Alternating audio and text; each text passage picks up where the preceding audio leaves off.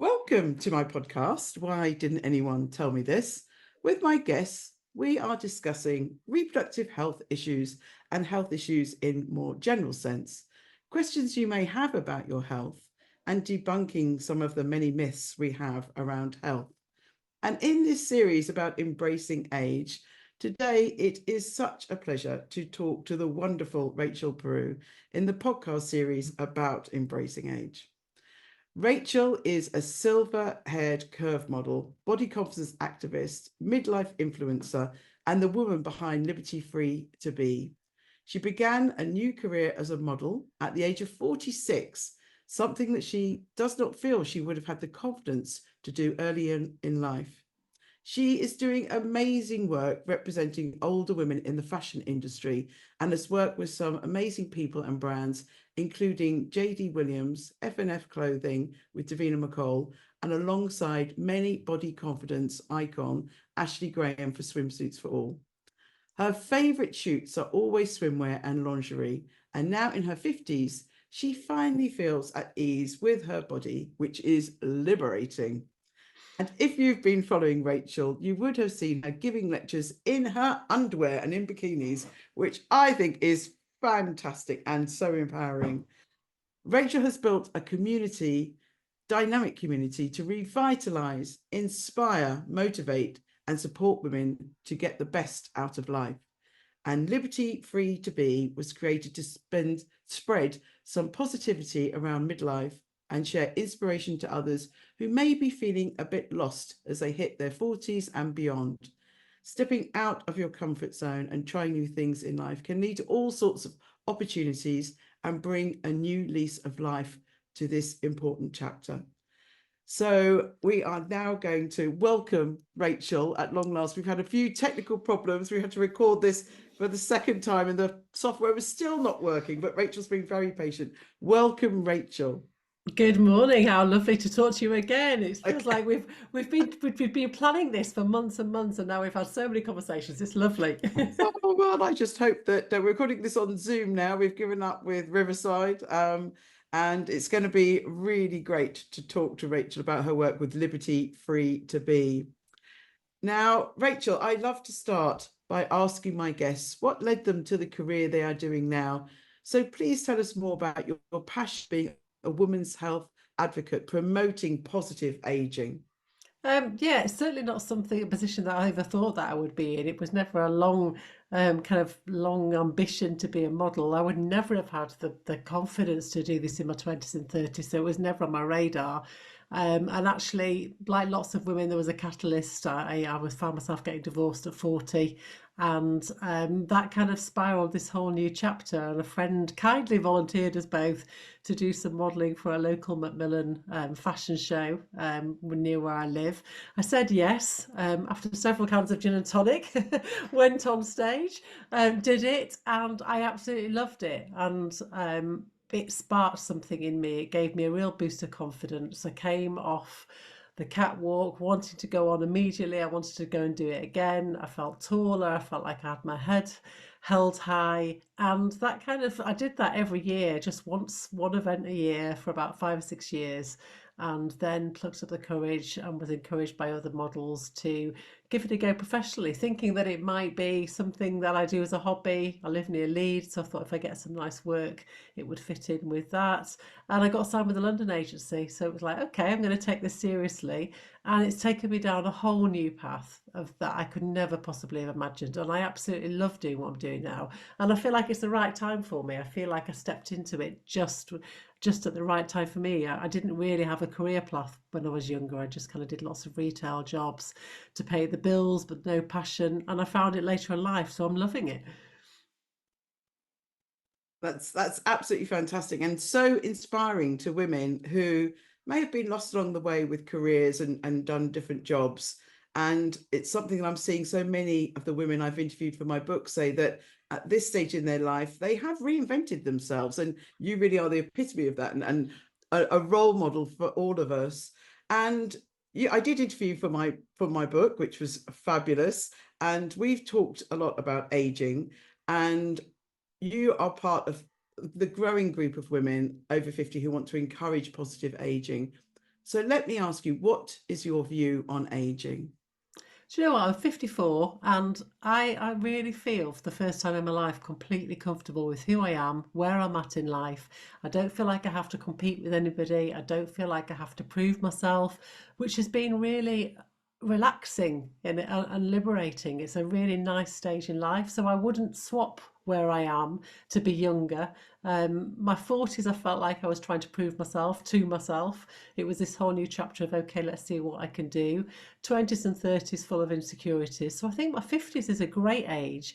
And then I look at women that are in their 60s and 70s doing amazing things. And I'm like, yeah, I'm not scared of that at all. Bring it on.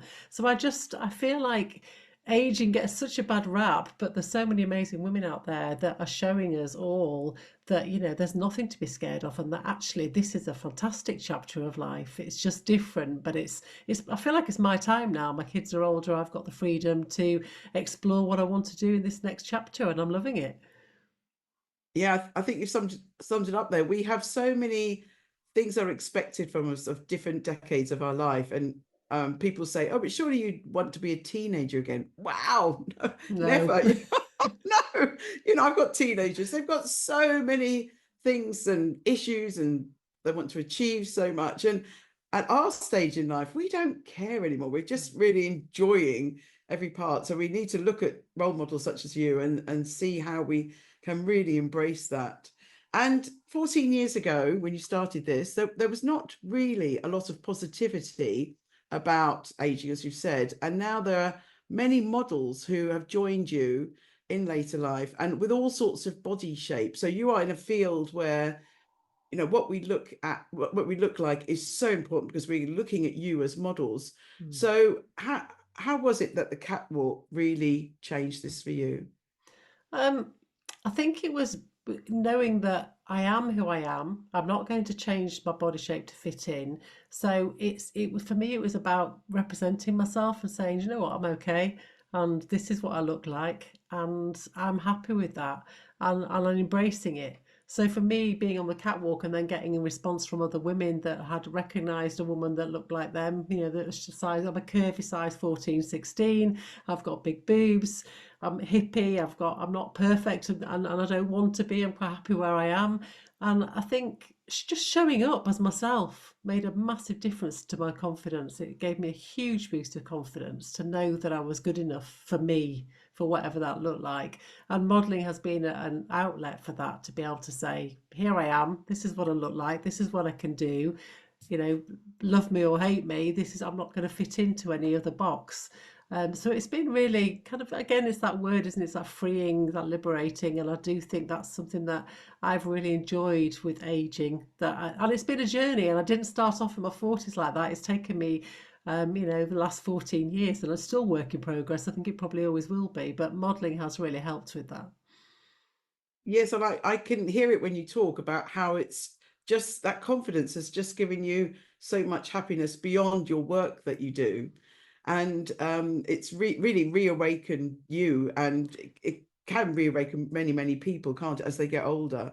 Yeah, and actually the confidence didn't, when I look back now in my 40s, my confidence didn't come from the modelling. It came from having the confidence to say yes to more things. I'd said no to so many things because I was scared and let fear hold me back. And then my 40s, I did a tandem skydive. I'm terrified of heights. I've done two now. I'm still scared of heights.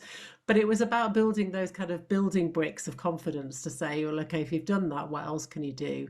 So then I went to I volunteered in an orphanage in Uganda, in India. I pushed myself out of my comfort zone. I went back to university. I got a degree in education studies in my 40s. So I think it was all those things of saying yes to things that has really been the biggest impact on where the growth has happened. And and then it helped me forget about my body hang-ups because I was enjoying myself so much in life that actually I realised it wasn't really that important. The skydiving, I remember when you said that last time. Something that is on my bucket list, but I'm really scared of heights. So well done. And doing it twice, I think you might just be a bit nuts.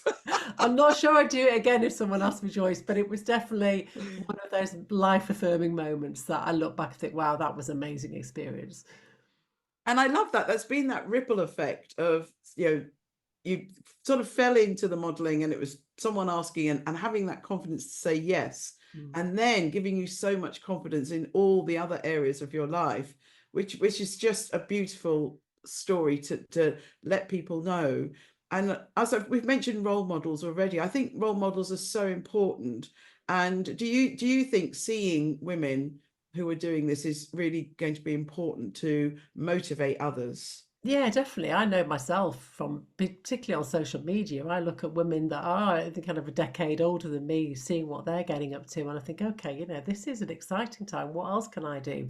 If they're doing that, then that means that they've opened the door for other women to explore what they can do at that age too. So I do think having kind of role models, and I think social media has been brilliant for that because it's allowed women, everyday women that could be your next door neighbour, a glimpse into their life to see how they are showing up and what they're doing, which I don't think we had a chance before to do that. Yeah, I think that's one of the great things about social media. I know it gets a lot of bad rap, but I keep telling everyone, fill your feed with all these brilliant role models. Don't get the people who are, injecting things and doing all these Yeah. weird diet thing now has gone off the scale with obviously the diet drugs and everything everyone's Yes. taking. Yeah, it's really gone crazy. um so let's talk about the secrets of looking after your health. So it's important for aging. Obviously, if we want to age, it's important to age healthily. So do you have any secrets? What do you do to keep yourself healthy? I'll be honest, in my 40s, I didn't really do a lot. I went to the gym. I've never been a massive exercise person. I love being outdoors. So I live in Yorkshire, so I walk a lot, and I've always done that. And I used to have dogs, so that was a big help. But then when I've hit my 50s, things have changed. Now I am in the menopause. I've had to change my diet. I've stopped having caffeine because I'm a terrible sleeper anyway. So then insomnia hit, and I thought, okay, eliminate all the things that you know aren't going to do you any good. So I've cut that out. I can hardly drink any alcohol now. That's a minimum because it makes me anxious. It impacts my sleep. It impacts my mood. I'm more tired. Um, so that's been not that I drank loads, but I've definitely noticed a shift. And also just increasing my protein. And I do go to the gym now and I've started weight training. And I'm enjoying that. I am enjoying it. I'm doing it because it makes me feel good, not for any other reason. I'm not doing it to be a certain size or to look a certain way. I just want to feel strong and feel healthy. So I am more mindful of it. And I'm sure over the next few years, I'm going to kind of increase how I change my diet to suit my lifestyle now. But I've definitely had to make some tweaks as we're going along. Yeah, the comment about alcohol was something that came up very prevalent in the interviews I did with women. So many women feeling that alcohol now is having a different effect than it used to, and they've become Mm. quite intolerant to it. And the Yeah. coffee, I've heard the caffeine as well. I did mention these. I'm not going to say any brand names, but I did mention the injectable diet drugs now that are being marketed and are filling up my feed, which is really annoying. Mm. How do you feel about this? You're so body positive. What do you think about this for women? I've spent literally probably about from the age of 13 to 40 on some kind of diet. I've yo-yo dieted all my life and I wasted so much time and money and energy. I get it for people. There are some people out there that do need help for their health reasons, that medically need the help to lose the weight, and I can think that's a really good tool for that if it's medically supervised. And but I don't like this kind of social media thing where it's been just as a quick fix, because actually it's not a quick fix, because the minute you stop, what happens to the rest of your lifestyle? It's hard because I don't want to judge people because everyone's got to feel good in their bodies, but I don't like the way it's being pushed out as an easy fix, and it's something that is the answer to all your prayers. Because I used to think, oh, if I got to a size 12, then I would be happy. And actually, it was never about what dress size I was. It was about what was going on internally and my life and what I was doing or not doing. So it's difficult, isn't it? Because some people do need that health risk that's out there. Some people do need that help. Personally, I don't want to ever go on a diet again. I don't weigh myself. I got rid of my scales probably about 5 or 6 years ago. I've no idea what I weigh. I know when I feel comfortable or uncomfortable in my body, and I trust my own intuition on that, and I'm quite happy with that. Yeah, and it's so important of having good nutrition. And so by just taking this drug, you lose weight. But if you're not sorting out, as you said, all the aspects of your lifestyle, such as exercise, and Mm. these things are so important to reduction of so many diseases that we get later in life. It's really frustrating of people thinking of a quick fix. And I certainly know I'm like you. I've never, well, very rarely been slim. Mm. But anyway, that's another story. Let's talk about society. So quite a few of the women I've interviewed have said they feel invisible and that men don't look at them anymore. But something, to be honest, I'm not a super attractive woman or anything, but it's not something I've personally noticed. And I'm just wondering how much it's them themselves and how they're feeling. So, Rachel, do you ever feel invisible? I don't, and I do think this, I think it's a mindset thing. I think I think it's how you choose to show up for yourself. Quite frankly, I couldn't care less whether a man looks at me when I walk down the street. It's not something that I think about when I walk out the door. But I do walk out the door wearing clothes that I love, that make me feel confident, that I feel super happy in, which then gives me that confidence to walk down the street and feel perfectly happy with myself. And I think that's the most important thing for me. But I do, I'm you. I speak to loads of women that say they feel invisible, and I think it's a shift in your mindset to know that you have a place in society, that we might not be represented on the high street, we might not see images of women that look like us everywhere, but we are out there and we are good enough, and we know who we are, and showing up as that has got to be a big plus, and to remind society that we're not past it and we are still here. I think the danger is if we say we're invisible and then we all just wear big baggy jumpers and kind of fade into grey, then society will ignore us all. But there's a big band of women out there that are saying, hang on a minute, we are still here. We are worthy of being marketed to. You take our money as consumers, but you don't show up for us. So I think there's a shift. But I do think it's a mindset thing a lot of the time. Yes, I totally agree. I think it is a mindset. So I think if we're standing loud and proud and with confidence, I think that's what people will see. And so it's so important not to sort of shrink in. Mm. But society also glorifies youth and a certain body shape, and this is changing. And people like you are really helping this change. But in the field of modeling, do you think it's changing quickly enough? Where are we with this change? I think we've still got a long way to go. I really do. I think there's a lot of tokenism in the industry, particularly in the fashion industry. And I get it. We do have to start somewhere, and having a campaign where there are older models involved in brands that wouldn't necessarily have normally been used is great, because they get great feedback, and then consumers will show that there's a demand for it.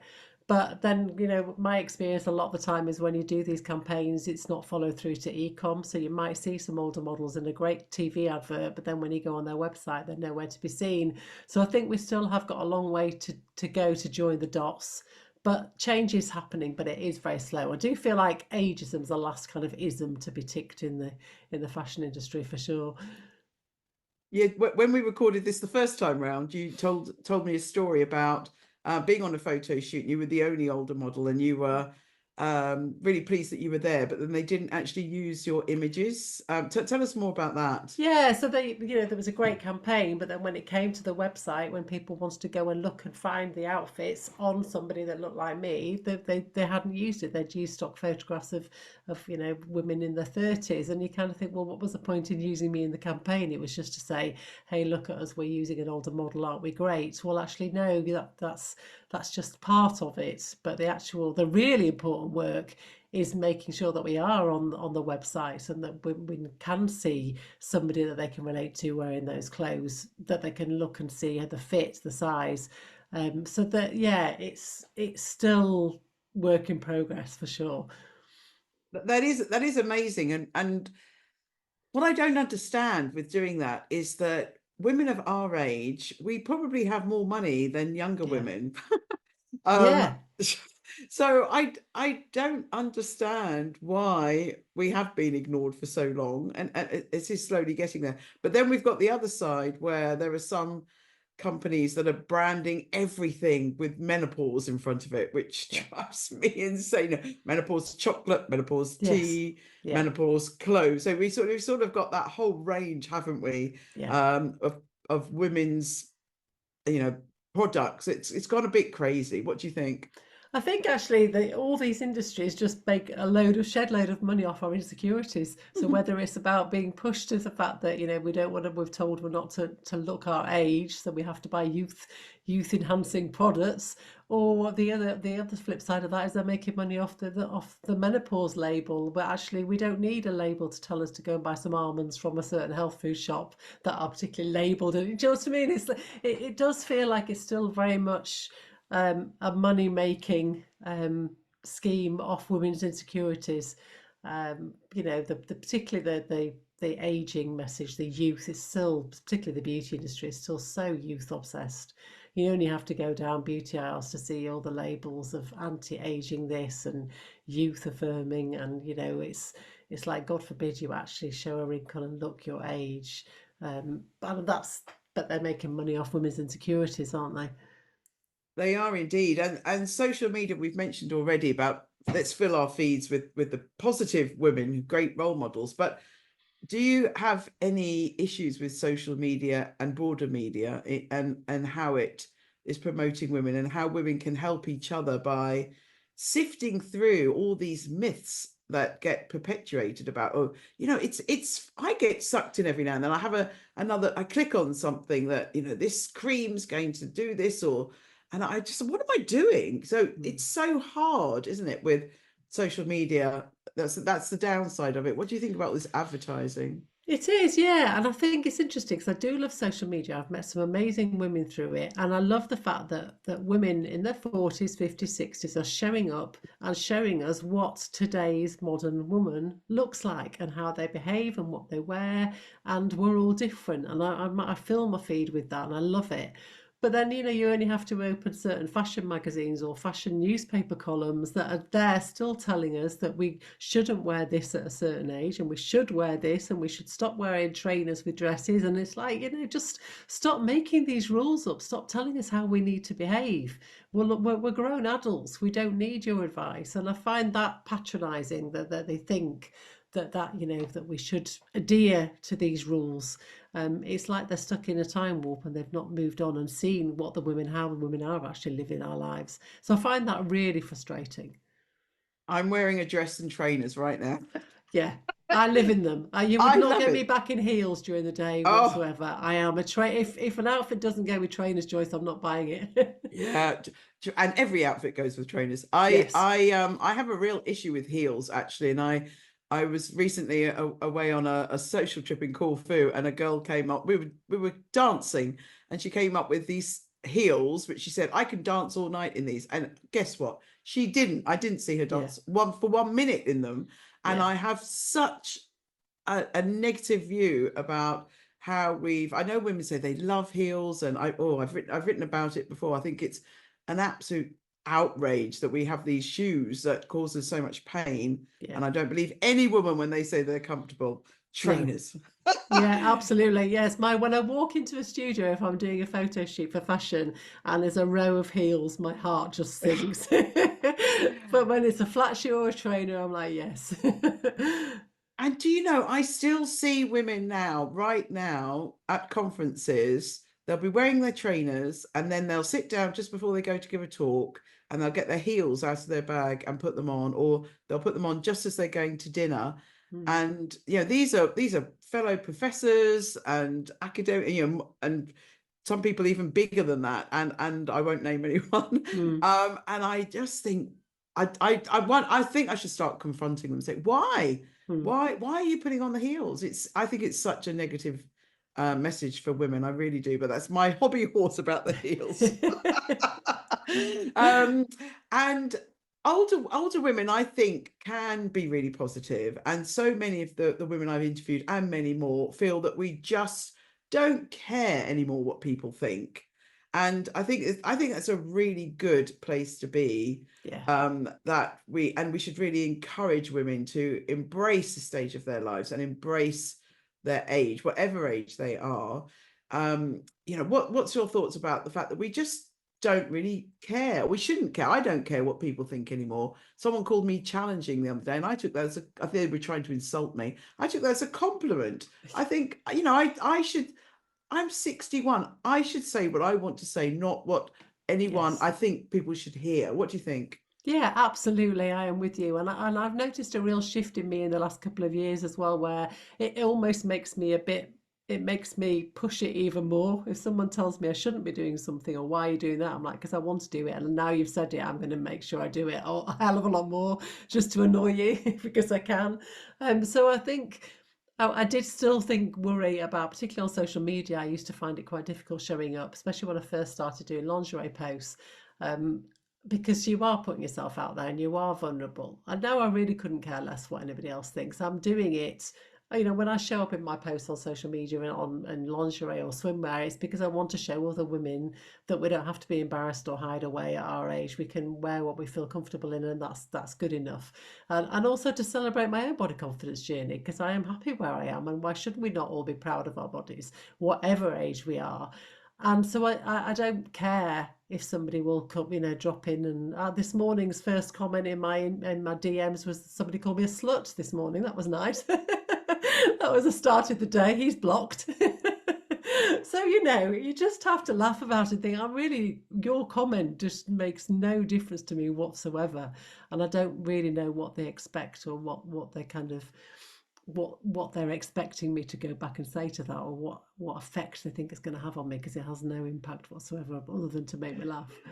Yeah, oh my God, we just need to laugh. And it's a great story to tell people that someone called you a slut. Nice way to Uh, start the day. it is. We have to laugh about it. I think it's very Yeah. good to laugh about it. And I also, years ago, when they ran that beach body ready, whatever it's called, Yes. campaign, that Yeah. was so annoying. And I used to say to everybody, to get beach body, put on your swimsuit and go to the beach. That's all you need to Yeah. do.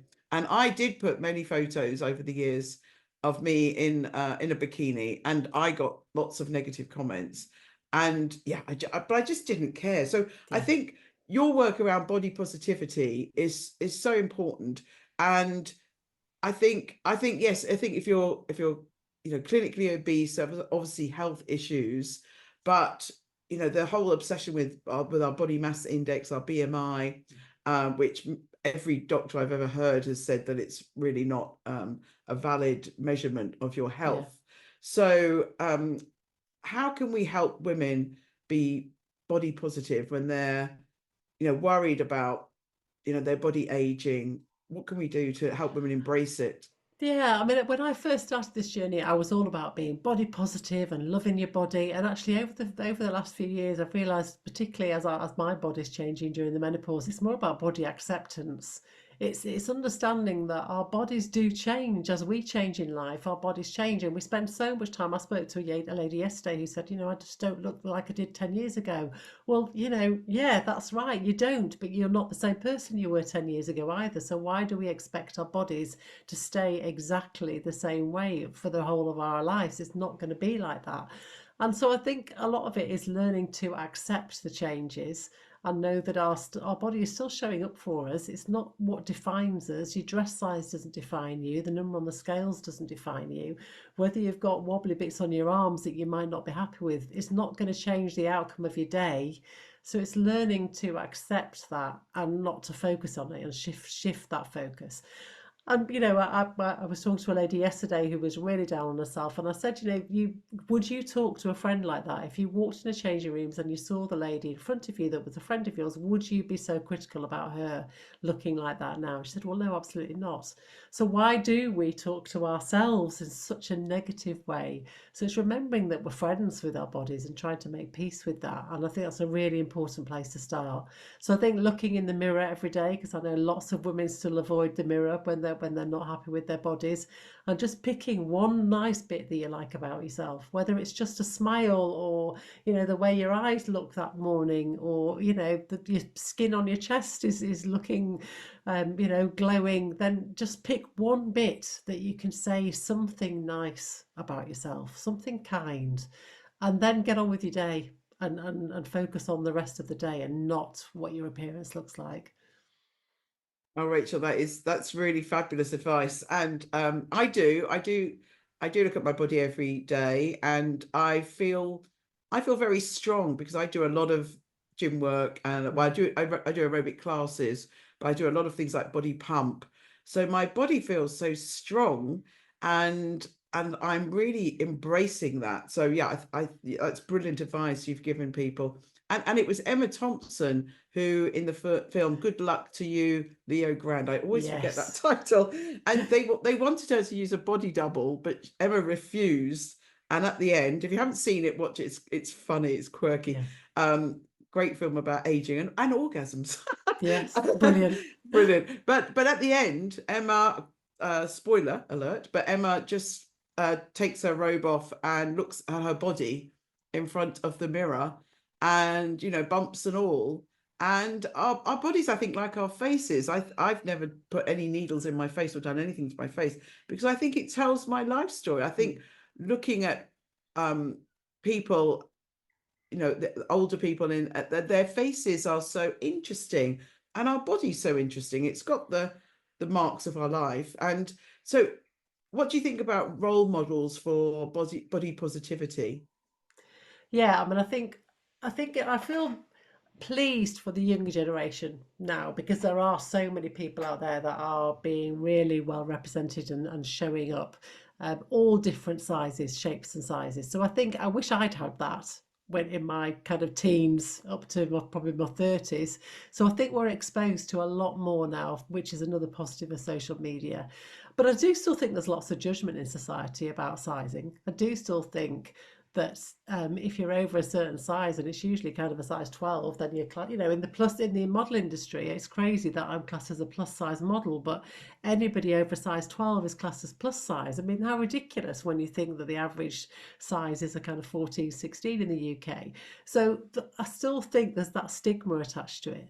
I get people coming up to me all the time saying, oh, you don't look like a size 16. But what does a size 16 look like? Who gets to decide what shape your body should be, or what you should look like? And so I think it's frustrating, but I do think we've got some good role models out there, and the more we talk about it, the more we have these conversations, the more we'll create that ripple effect. Yeah, fantastic. And you've been doing fabulous work. Tell me more about the Liberty Lifestyle Hub. Well, I started the podcast back in 2018, and it was at a time when really there wasn't a lot of midlife women's podcasts. And I started it because I was at the time doing a degree. I'd gone back to university. I didn't go when I was 18. So I finally got my degree in my 40s, which I loved. I loved the whole experience of being a mature student. But I was really inspired and encouraged by other women on social media that were doing all these kind of life affirming adventures, or starting new careers, and we just didn't get to read or hear about them as much. So I wanted to be able to share those stories. So I started the podcast interviewing women that could just be your neighbour, that are going on and doing all these things. And I just found those stories so inspiring, and they really helped motivate me if I was having a wobble, and if I was having, self-doubt moments. Listening to their stories always reinforced actually that I was doing the right thing and I will be okay. So I started that. I've done 148 interviews. I'm currently on a bit of a break. I'm sure I'll go back to it, but as you know yourself, doing a podcast is time consuming. I did it nearly every single week. And I've also got other projects that I want to focus on. But I loved interviewing those stories. So the hub kind of came about from the podcast, and then other women started writing blogs for me. So I've got a blog post section on my website, and then a small Facebook group, which is really small, but it's just full of women in their 40s, 50s, 60s, all sharing their lives. And it's just a really gentle space to just be, and to just keep a connection, which I really love. So I just like feeling part of that community. It's nice.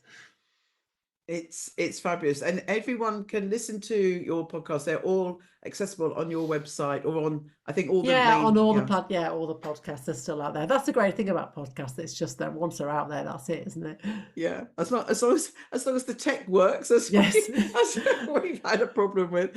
I love women's circles. I run a group in my town. We've met for about 6-7 years. It's called the Purple Tent, like the red tent, but for sort of menopausal women, Love postmenopausal it. women. And I love women's circles, and you have some great circles with all the work that you're doing. And one that you're doing lots of work with at the moment are 3 other amazing women to make the Yorkshire Fab Four. And you've got an event coming up next week. So we originally recorded this Yes. podcast that would have, people could have still registered, but now it's called Find Your Midlife Magic, on the 1st of October in Harrogate. And I'm so pleased that I'm coming. I'm going to meet Yay! I can't you wait. and Yeah. Siobhan and all these other Yes. wonderful women. It's going to be crazy. I'm so excited for next week. But please tell us more about the Fab Four, and I hope that you're going to keep doing the events. So tell us more about the events. Yeah, so this is our second event. We started last year, but it came about. We're 4 friends that have all kind of worked with each other over the years and known each other. And we used to meet for coffee, and it would always end up with either one of us in tears or one of us sharing something that helped the other person. And it always left us all feeling uplifted and better for meeting for coffees. And we'd done another event called Silver and Sassy together, which was all about celebrating grey haired women. And after that, we thought, well, how can we take this further? How can we reach more women? How can we take what we feel from our friendship to a wider audience? So Find Your Midlife Magic was born. Bernadette's been in fashion and styling since she was 18. She's amazing. She does all sorts around Yorkshire. Christine Talbot's been on television presenting for years. So she hosts it and does lots of the interviews. Annie Sturck, another lady, is amazing. She started modelling in her 70s. She's got a whole new career at 70, but she's had a really interesting career of food styling and TV work. So all of us have got very different skills, but we all have come together to create this really special day. And it's a day full of sharing inspiring stories. We've got Louise Minchin's joining us to talk about her adventures. Siobhan Daniels talking about Retirement Rebel, which is just brilliant. And it's just a day of sharing what it's like for midlife women, and it's full of fashion. We've got we actually met our 2 competition winners yesterday, so we spent the day with them. So they chose their outfits for Joe Brown, which was really exciting. So you will see 2 women get a complete makeover. So they wrote letters through the Yorkshire Post and had a competition. So it's just a full day. It's a really full day. It's a real treat day. And the feedback last year was amazing. So we went to a bigger venue. So we've sold out now. So we've got 150 women joining us next Tuesday. So we can't wait to bring it on now. Woohoo! We are Yeah. going to have a great day. And Yes. do we hope that you'll have the event next year or Yeah, similar? we want to grow this now. There's definitely a demand for it. So it's just, yeah, it's work in progress. And every year we want to. Last year we had 100 women, so we've got 50 more this year. So, and also I love the fact that it's in Yorkshire, because lots of the events are so London centric. It's great to do more stuff in the north. So we hope to expand on that. So we shall see. I love the north, and I love it that my son is now at York, so I'm really close to Harrogate. Great city. Yeah, I'm giving a lecture the day before. Actually, it's a Sunday. I'm seeing my son in York. Monday, I'm doing a lecture in Manchester to the uni that I always give, and then I've come to see you. So I've planned it perfectly. Lovely. I can't Uh, wait. oh, it's going to be great. It's going to be great. We'll be putting lots of photos. So this podcast will be coming out the day after.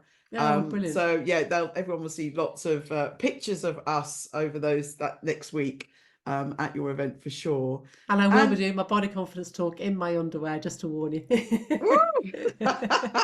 maybe we should all come in our swim costume underwear. Actually, I have a funny underwear story. I was just in Corfu with lots of people doing lots of dancing, and we were on a boat, and we could jump off the boat and go swimming, and I was on a swimmer. Obviously I did that, and I took my knickers off under my dress to put my swimming costume on, and I was twiddling them around, and they accidentally flew off the boat. So I was throwing my underwear off, and we were crying so much with laughter. And then the standing joke: can we find Joyce's knickers in the sea? So I apologise to anyone in Camos who has a pair of my swims into them. my big pants appearing while they're enjoying their beach. So we couldn't find. I did look for them, couldn't find them. So Rachel, what's the most rewarding aspect of your work? I think when women drop into my messages and say, you know, I've worn a dress today because I've been following you and I feel so much more confident than I used to, and I've not worn dresses for years and I wore a dress today and I feel amazing. Or I've been to the beach and I've put a bikini on and I've had a great day at the beach and I've forgot about what I look like. That for me makes me think, okay, that's why I'm doing it. That's to create that ripple effect. And I always said if I could change the way one person feels about themselves, then it's worth doing. So that's all that for me is the biggest reward. You know, if I do a campaign, I've just been in Greece doing a swimwear shoot. I can't wait for the images to come out. So if it shows one older woman that, you know, that they can wear whatever they want to wear and feel great about themselves on the beach, then I'm all for that. One thing I always do as well is I compliment women as much as possible. So if they look fabulous, just tell other women that they look fabulous. Yes. I think that's so rewarding. Yeah. And is there anything you'd say to about sending a positive view of aging for the younger generation?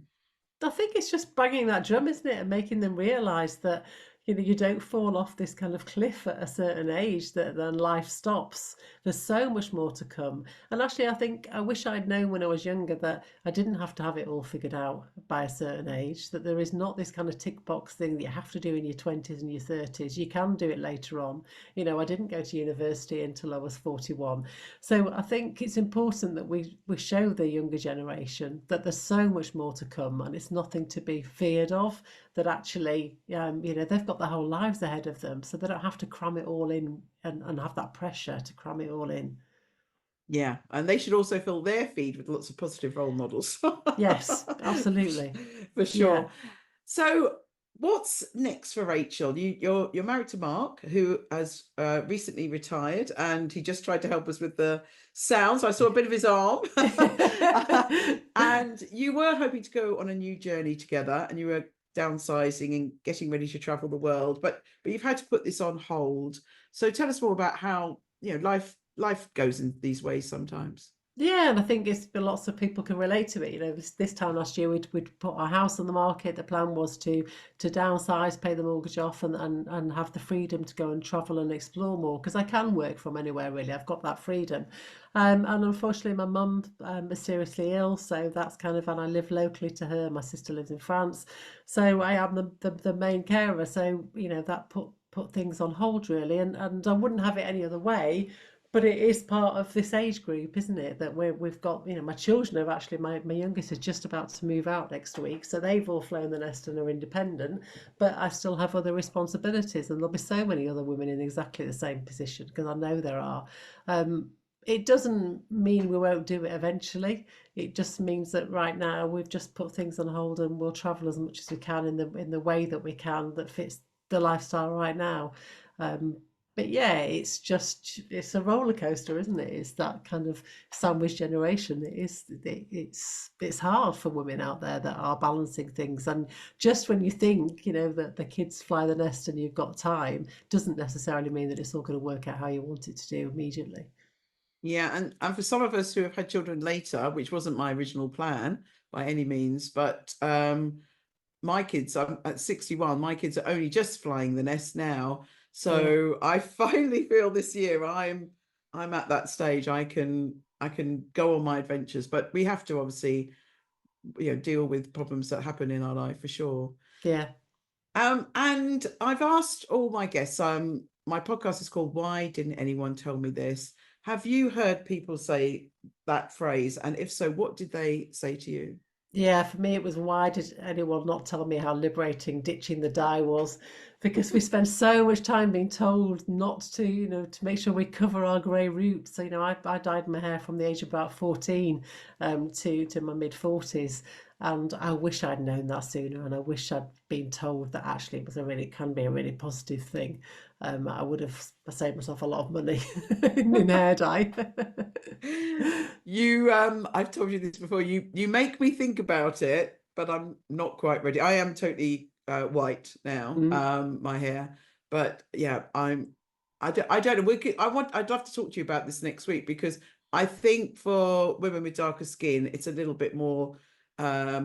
It's a huge change. I think for yeah, people that had fair hair, it's not so much of a change, and looks great. There's lots of young people dyeing their hair grey, but yeah. for someone where they had very dark hair to go white, I mean, it's the total opposite. So I've got to be really brave to do. I need to see some good role models that have done that, who are my colouring. But Yeah. Yeah, and yeah. I was very lucky. I had super short hair. I mean, my hair was naturally really, really dark, like dark brown.